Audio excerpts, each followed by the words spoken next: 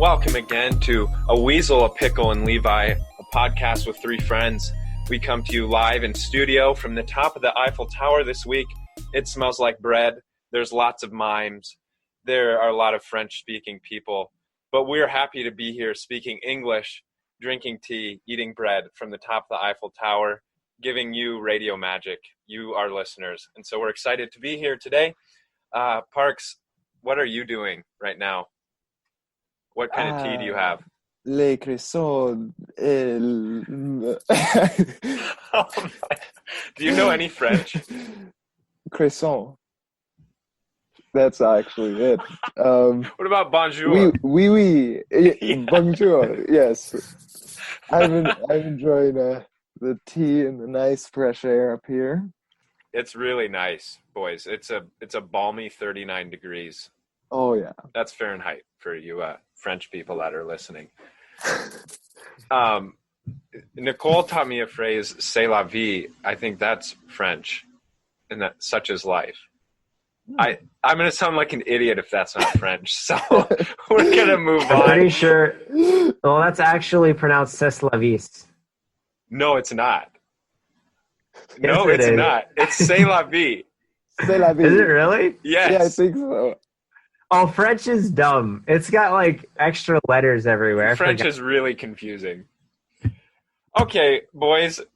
As always, a Reddit question. If humans live to be 500 years old, what hobbies would you get around to getting good at? So if you're Methuselah, what are you going to get good at? Methuselah in the modern age, mind you. Oh boy. Drawing. I would get very good at drawing and writing in cursive. There we go. That sounds really boring. You would take an No. extra 400 years of your life to finally getting around to being good at cursive. I mean, I already am pretty good at cursive, but I could perfect it, and it would. How is that That's useful at all? What would you Spread do? the gospel. I would translate the Bible in cursive. Oh, for all those people who can't read print. Yes, that's it. Because who knows how children will be raised in the future. Would you learn to speak in cursive? Yes. I've heard that's pretty difficult. Yeah. Oh, actually, no. That's it. I would want to learn as many languages as I could learn, like Spanish and French and oui and Oui. hola, ¿qué es tu nombre en español? No entiendo. Nathan, what about you? What hobbies would you get around to if you live to be 500?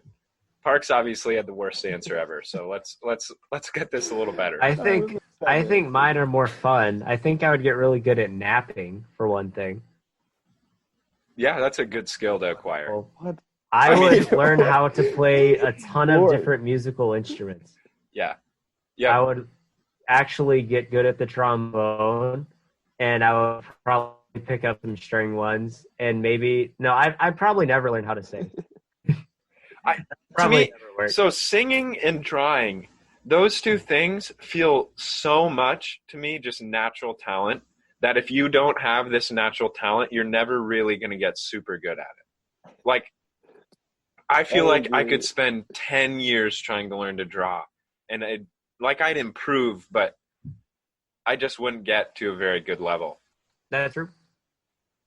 And singing, people can definitely improve singing, but you're always going to, the naturally gifted people are always going to be better. Yes, I'm never going to join concert choir, but I think I could get to the point on, other instruments to be able to, join wind symphony on them. Yeah. Something I like and I'm good at. Not that I don't like singing, I'm just not good at it. For sure. Yes, for sure, Nathan, you suck at singing. That's not what I was... Yes. Thank you.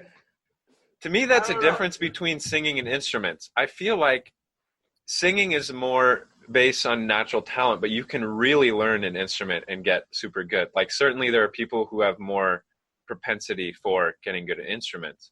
But I have met people that can't count rhythm and they can't understand how things sound, like how to make things sound well together. So there's a lot of natural ability that you have to have there too, I Yeah, think. and like with like embouchures, facial structure can play a big role into that, I feel like. That's true. Yes, but Hmm. singing would maybe be a little bit more more so because that's your instrument is a part of your body that you have to use. So you're Yeah. kind of limited there. Mhm. Yep. Yeah. I would say similar things to you guys for this hobby thing. I would guitar. I would love to get good at guitar and Spanish. Guitar, I'd really guitar. love to learn Spanish and then chess. I really want to get good at chess. Those are three things on my list right now, boys, that What? I want those three things badly. I thought it Yeah, would be for you like learning how to fly commercial airliners or stuff like That's that, gonna happen. I know that's or gonna happen. helicopter. These three things, I have no idea if they're gonna happen. The flying, that's definitely gonna. That's a Yeah, way more likely than like finally learning how to play chess. Don't get me wrong. I know how to play. It's just it's so hard to strategize. I it I I don't know what the right move is. yeah. I've been getting some pointers from Google again, who I who I trolled last time, and he's Did we talk about that on the yeah, podcast? I think so I with think we did. Mitchell. Good. That's Yeah. good. Oh boys. Oh wait, okay. Before the end of this podcast, I have a story about Ian I want to tell. Good.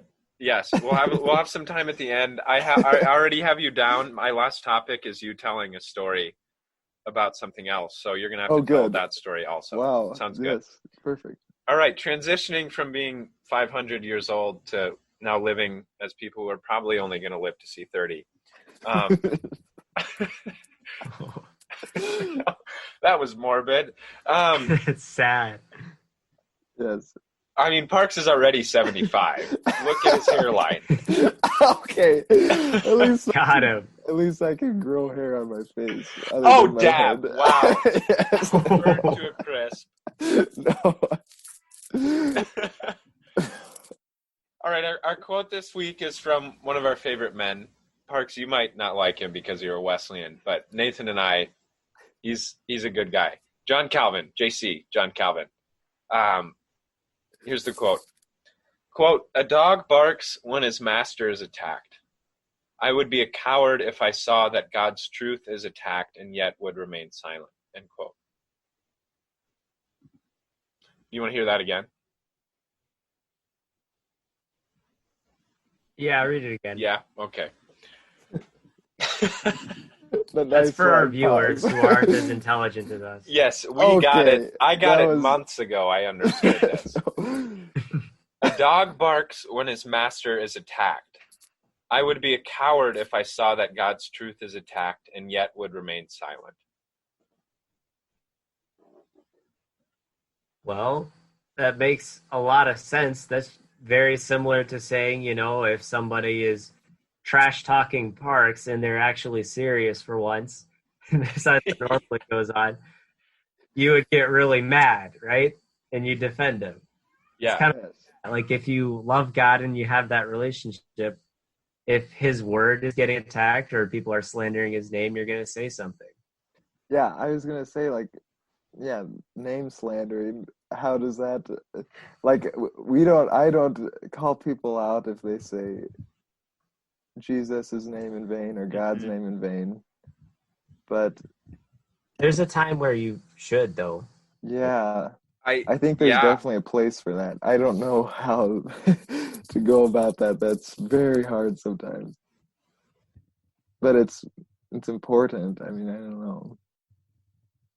I think Like the high or keep Yeah. talking, Parks.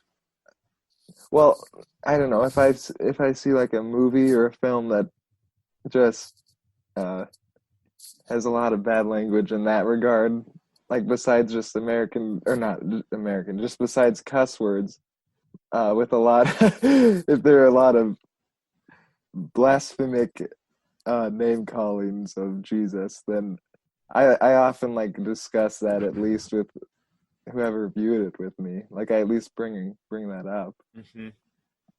That is it's a difficult thing because, like, if somebody is bashing the name of your wife, like, you're going to stand up for your lady, and like, why wouldn't we do that with our Lord and Savior? The Heidelberg Catechism, question and answer 99 of Lord's Day 36, what is required in the third commandment? Answer, we are not to blaspheme or to abuse the name of God by cursing, perjury, or unnecessary oaths, nor to share in such horrible sins by being silent bystanders. So, I mean, that's kind of saying, like, we shouldn't, like, just stand by. That's kind of what I was thinking about when you read this, because my pastor has been going through the 10 Commandments through that part of the Heidelberg Catechism in his evening sermons. Mm-hmm. And that's kind of stuck in my mind. And if I don't say anything, I do always, like, without a doubt, every time, like, I think, wow, why didn't you say something? And the times where I have said something, I don't look back and feel guilty. Like, I feel like I did the right thing. Yeah. And the point isn't to, like, just attack the person doing that. There's a tactful way to do it. Mm-hmm. And sometimes that means, like, you should get upset. Sometimes that means, like, oh, that person isn't trying to do that necessarily. It's just a cool thing, but that's still okay. So you say, hey, like, maybe don't do that. I don't know. Yeah. No, I agree with that. And it's a difficult thing in that you're calling somebody out, and that can be awkward. Like, it's not just a you thing. Like, you're doing something kind of in public, and that's sometimes scary. Confrontation is sometimes hard. Yep. Especially when whoever says it, like, they most likely probably don't have the same standards, or it doesn't really affect them that way. I think there's a difference if it's I don't know.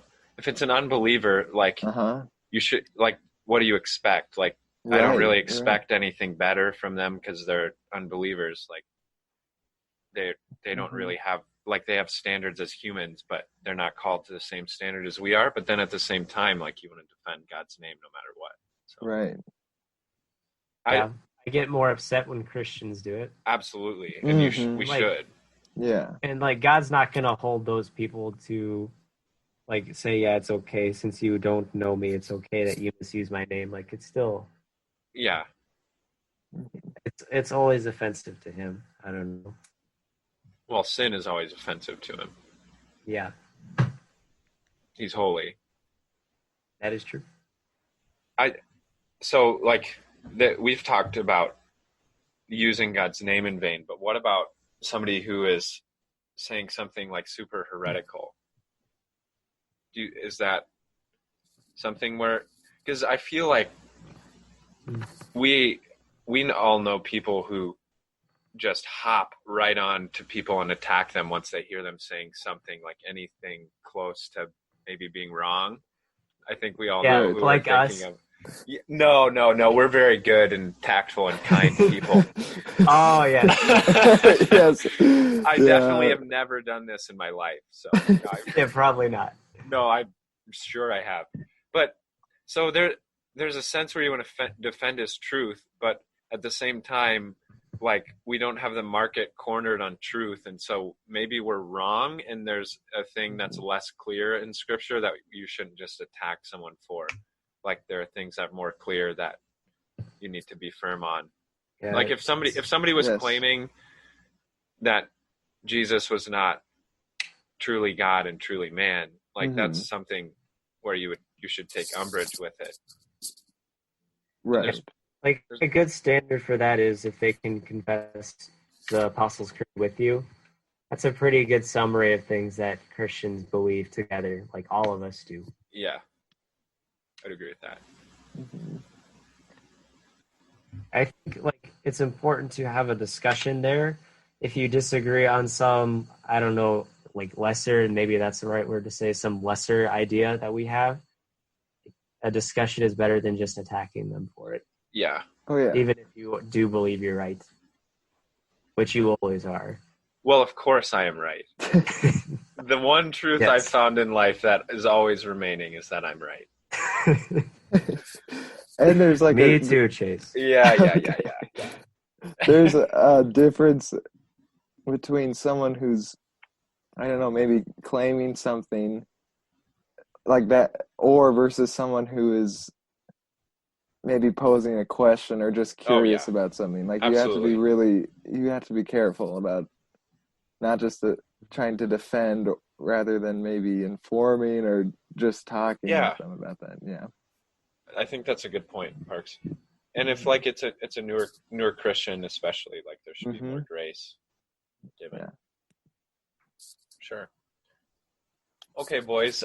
This week I thought, let's talk about things that we're each passionate about. And so maybe these things you aren't passionate about, but I thought for each one of us, I thought of something, hey, they're kind of passionate about this and we're going to talk about it.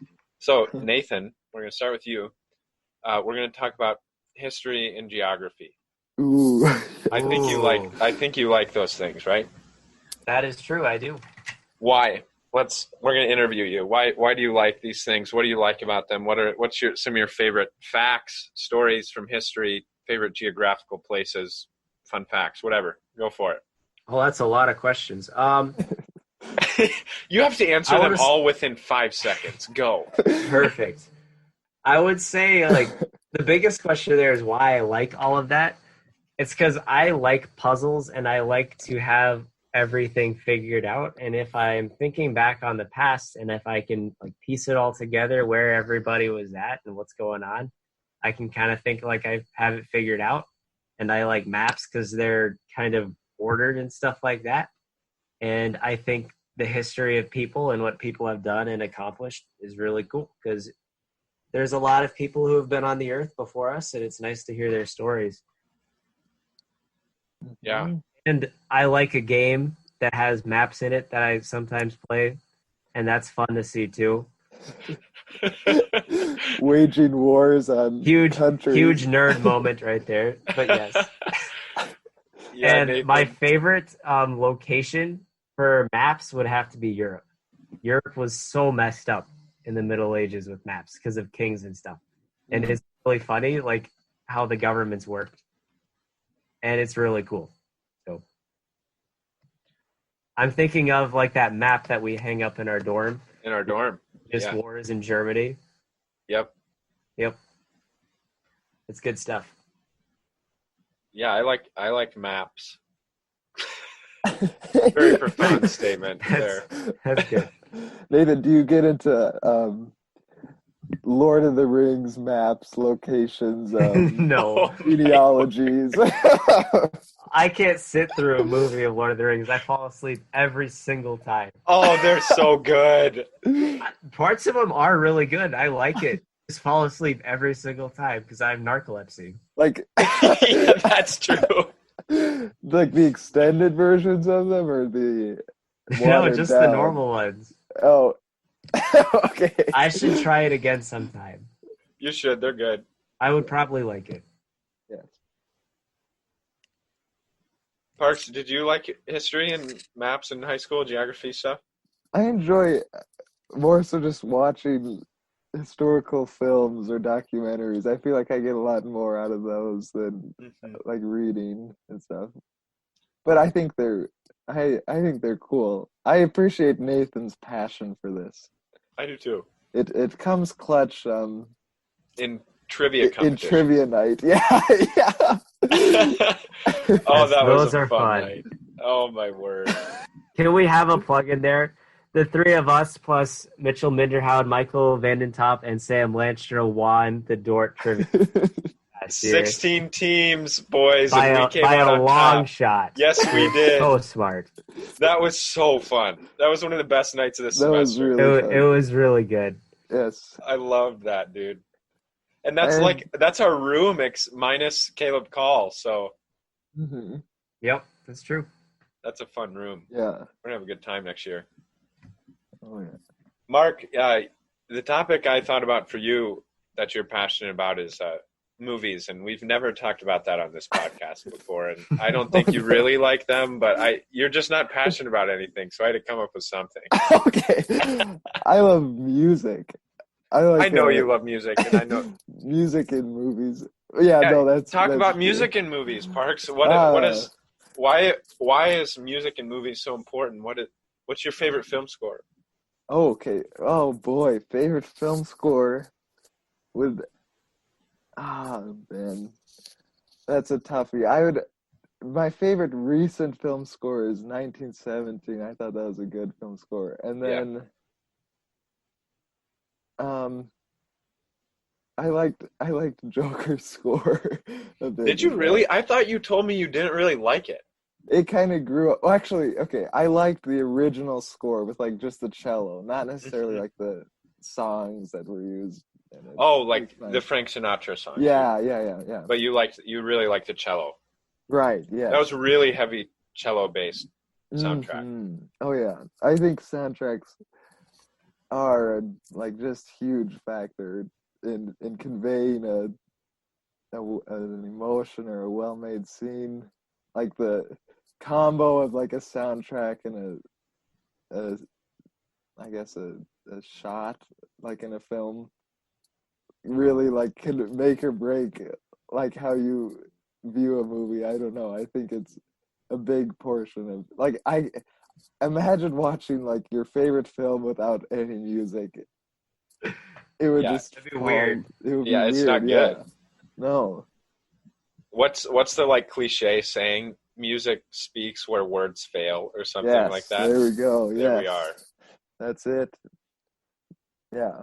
Yeah, I really get into that stuff. That's fun. There is nothing more dramatic than like a bunch of violins and violas to probably like doing that. There's no difference between a shake their violin bows. and a viola. That's true. They're all the same. When they like bring their bows really fast across their strings. Yes. Tremolo?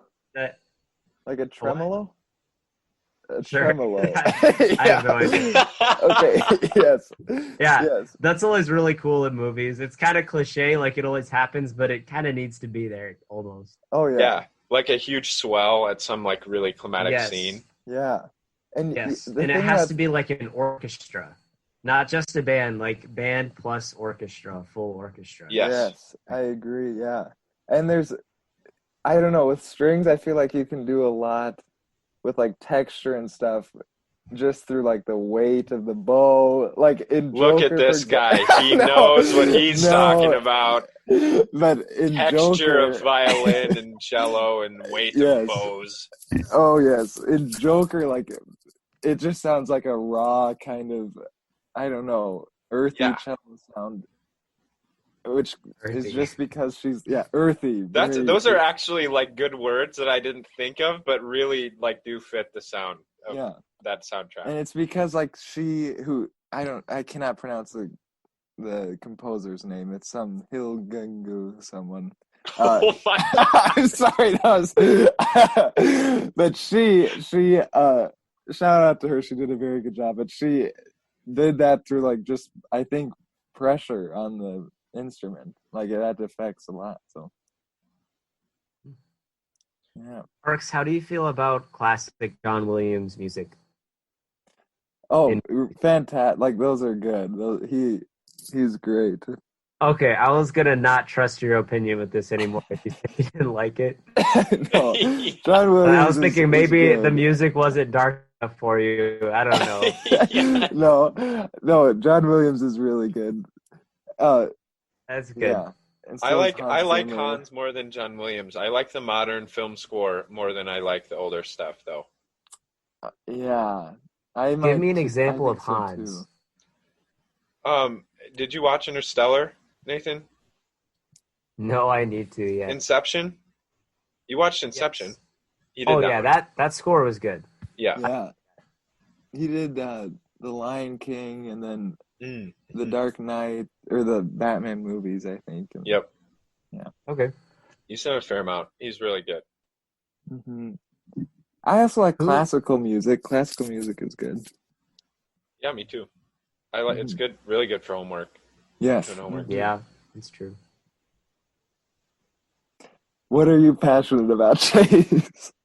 I just have a big heart, so I'm passionate about so much. It was hard to whittle this down to one thing, Good. I decided to go with working out since I really miss the weight room right now. Oh my word. What a Chad. I'm wasting away. Oh my goodness. Did you just call me a Chad, Nathan? Yeah. Oh, that's not how I want to come across right now. No, it's not. It's not. I'm just kidding. It's not like I'm some super huge buff guy or like that I'm so great at working out or anything. It feels really nice to exert yourself physically and then like rest afterwards. One of the best feelings is taking a shower after a hard weight room workout. Oh yeah. Yeah. You know what I like to do, Chase? What, Nathan? I like to send you pictures of this bench that I have in my basement. A lot. Yeah, that in no way doesn't upset me or make me jealous at all. It doesn't. No, I'm sure it does not at all. Especially like when I'm not even using it and I'll send you a picture of it. All right, it's cold and lonely right now and I don't have enough time to give it any TLC. Oh my goodness, I'd warm that thing right up. Oh, good. I'm going to come out of this quarantine benching like one hundo, and that's it. Well, today I bench pressed kitty litter, and I pulled my back out of whack. Can you not spoil the rest of the podcast? Like, that's a very important segment that we're going to talk about. Okay, sorry. Please, thank you for the foreshadowing. Good storytelling there. Yes, good. Nice work, Mark. Thank you. A good shower, though, I agree. After basketball practice, nothing like it. It's wonderful. That's true.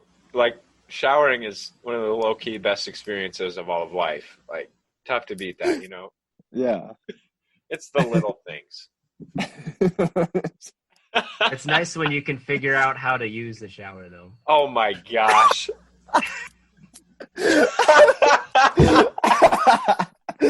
That is that is so good. That is such a good inside joke. Literally nobody is going to get that except maybe one listener. Yeah. Is that something I need to tell on air? I don't think so. I think that's fine. Just leave it at that. Yeah. We're going to leave it there. Okay. Oh, hey. Do you remember that one time when you put a sign up above the shower when I was... What? That's one we can tell. Wait, please. Do you want to tell her? You want me to? Again? I think it's good. Is there a story time later? Yeah, that's it. I have one more topic, and then we're gonna finish out with some stories. So okay, perfect. I'll save it. Okay. So my next topic is just we've come to the end of a more than a quarter, half a semester online. So what's our consensus on that? Online schooling. Thoughts, consensus. I enjoyed testing. I will say better just because of, like you brought up, Shays. I don't know. There's definitely less pressure with time, and okay, studying is important, and I still do that. But there's nothing. There's nothing though, like compared to studying for hours. So much different. Leading up to an actual, yeah. Yeah, I agree with that. With these exams, you could study during the test and know exactly what you needed to know because you had the questions in front of you. So that was nice. That was wonderful. It was really clutch, actually. And one of my least favorite parts of schooling is studying for exams, and so I didn't really have to do that. So that was nice. Mm-hmm. I didn't like doing homework just all the time in a place where there's a lot of distractions, like a place where I sleep. My bed's right behind my desk. That's a big problem sometimes. Yeah. But like it was nice that we could have Zoom and we could do homework like late in the night together and keep each other up. Honestly, what a blessing, guys. Like seriously. Yeah. So that was wonderful, and ability to contact smart people like maybe Mitchell Minderhout, Sam Kingma, Elijah Gosen. Oh yeah. Yeah. Because we're all really bad engineers. We're ding-dongs who feed off others' intelligence. No. But we don't cheat. Came out okay. We don't That's cheat. True. That's Oh. true. And our exams show that we learned some stuff. So. Well, we haven't heard about Parks's, but you and Nathan, you and I did. Aced them. Yeah. Aced them. No, Parks, I'm sure you Ace, came out of good, course. buddy. You're a No, you're a thank you. smart guy. Thank you. Yes. Yeah, I think I also, so I agree with both of you. Testing was, I like testing. Homework was good to be able to do it on Zoom with you guys, but really tough with tons of distractions. Very hard. And then Yeah. also I miss like in-class discussion, like being with the prof. That was a bummer. Like Vanderwerf. Especially the climate change discussion. Yes, I was looking forward to that, and it just stunk on Zoom. Like Yeah. talking about entropy and stuff on Zoom was Yeah. not It's it. not working, and you sit there and talk. Yeah, and you then sit the there and professor- talk for 15 seconds, and you get through it. And then you're talking, and then your professor's like, "Hey, it looks like your mic's on. Why don't you go ahead and talk?" And I'm like, "Well, I have been for 15 seconds. What do you mean?" Oh my word! That was funny. That is Yeah, very, very funny. Yeah. I really hope we don't have to do that ever again, though. I don't know. Yeah. Some campuses have moved online for the fall semester. I don't think Dort's going to do that. No, I doubt it. I think there's Yeah. a difference between a big public school and a small private college or university. Sorry. Right.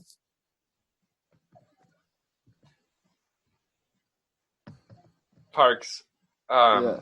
Yes. In our pre-show prep, you told us that something really big happened in your life today. Can you Yes. tell us the story of your life today?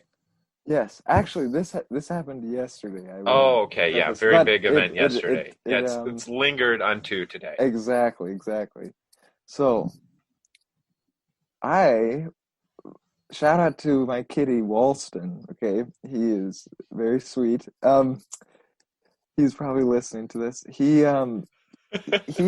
I wanted to clean his litter box out yesterday. And we do this, maybe once a month or so. Not like clean out, like I mean like clean. Like you get clean all the out litter with out. like a Yeah. yes, pour the litter out, clean the entire thing. So I do this with my mom who's helping me, but I have to go get a fresh box of litter in our garage. So here I go. I'm gonna pick up this litter box, and as I'm picking it up, I'm like, oh, I need to be lifting with my legs. Yes, good. Oh, I'm lifting with my back actually as I'm pulling this up, and I'm like, oh no, this doesn't feel right. Oh well, okay, here we go. So I walk in with this litter box that's probably, I'm thinking 97 pounds or so. Most likely, yeah, very dense sand. Yeah, and so I drop it. Rest of the day is fine. I'm like, wow, I'm glad I cleaned out your litter box, Walson. Today, I get up out of bed, and I'm like, oh, ow. Grandpa. My back.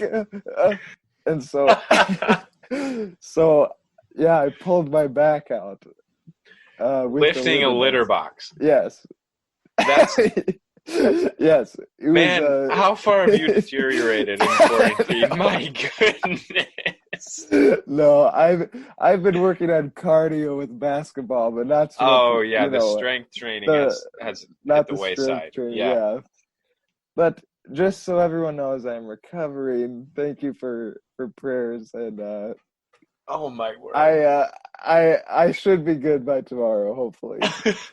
I don't know. When you hit 85, Parks, things take a little bit longer for you to recover. Yeah, I am about it. Did you look in the mirror this morning and was all your hair gone? Okay, at least when I lift something, my body, something results on my body when I'm lifting something, at least. What? What? At least my back responded normally, pulled out.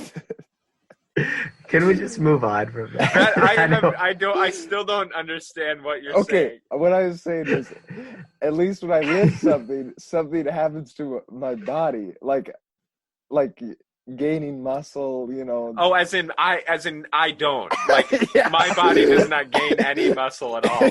Okay, Yeah. there we go. Sorry. Oh, my Okay, word. that was a long story. Actually, Boy, not too beautiful long. story. Thank you. Yes. So, Parks, you have another story about our friend Ian, right? That you said you wanted to tell? Oh, yes. Yes. This is a shout out to Ian, who is hopefully watching this. Okay. So our wonderful preface for the story. We both loved Kuiper Movie Club, great club, and we all love Ian. Okay, so here we go. So we had just finished watching a 2.5 hour movie in silence, which is a really sad Christian film, about Japanese persecution, and really kind Such a sad film and a sad ending too. Very sad. Yes. So this film had just ended, like 10 seconds. It has ended 10 seconds ago, and everyone in the room. It's like a dark room, and everyone in the room is sitting there. We're pondering this just powerful ending. Across the room, I look over at the door, and I see a figure come up to the door and open it. I'm like, oh, well, this is okay. This is someone who thinks maybe a room. I see, here it comes Ian Nelson walking into the room. And I'm like, oh, hey, this is Ian. Okay. he'll see this is a club or something, and it'll be fine. But Ian proceeds to say, he's like, "What's up, Elijah?" And he, and then And to preface this, Elijah is one of the leaders sitting up at the front of the room, starting to lead the discussion for all of us. Yes, no one has said a word since the ending of this film. Yes, Ian is the first to talk after this film, and so Ian is still in here, the room, and he's looking around, and he's like, "What is this? Is this a club or something?" No one really has responded yet, and then I look up and make eye contact with Ian across the room, and there's been a pause since his last comment, and then he says, "Sup, Parks?" And then I'm scared that I'm trying to read people's faces, and I was scared someone was gonna get mad about something, which was I think it's funny. And so then Ian looks over at Nathan and says, "What's up, Nathan?" And then everyone's just like sitting in the room. And then what else did he say, Nathan? This was the funniest thing I have ever seen. When he called Parks out, I like could not breathe, and it was dead silent. And I'm sitting there actually crying, and nobody has any idea what's going on. Is nobody saying anything to him? No, nobody said anything to this guy.